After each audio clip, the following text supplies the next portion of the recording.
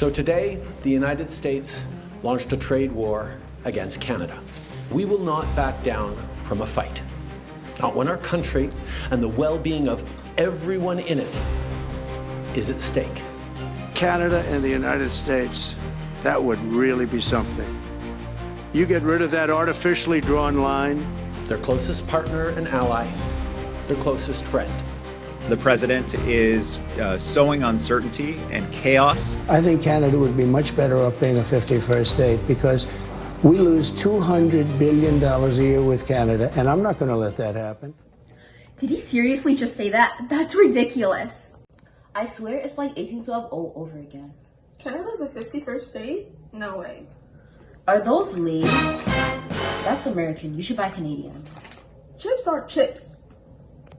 No, Mia has a point. It's kind of like how trade sparked the War of 1812. We should buy local products to support farmers, especially with all these tariffs going around.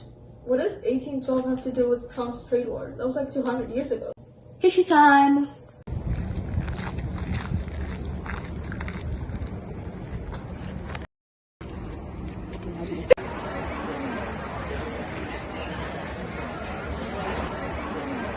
History time! So, what happened in 1812?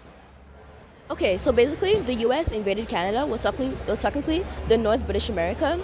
They were mad about trade restrictions with Britain, and Britain wasn't at war with France, and were blocking American ships from trading with Europe. So Canada just got caught in the middle?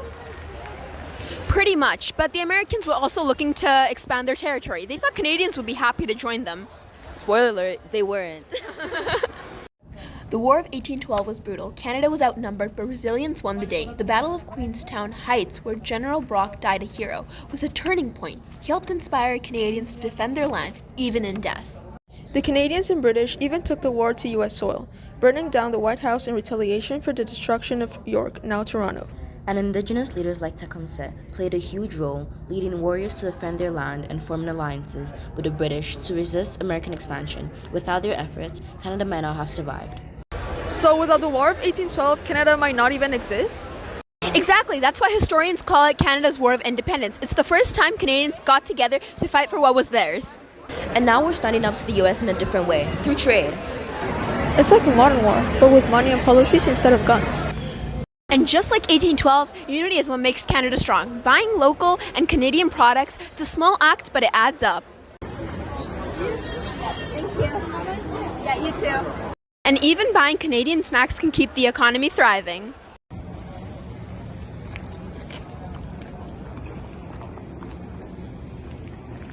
Okay, I get it now. Buying Canadian isn't just about supporting local farmers. It's about honoring this history. Yeah, it's like a peaceful protest. And maybe, just maybe, it would keep Canada from ever becoming the 51st state. I hope. I like being Canadian.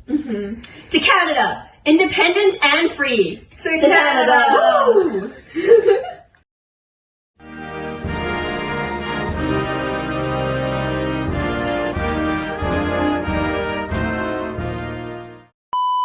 No.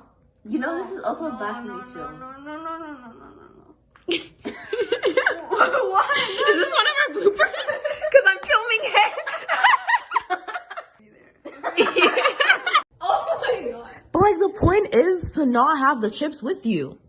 Wait, no, she's still not convinced. She's still not convinced yet.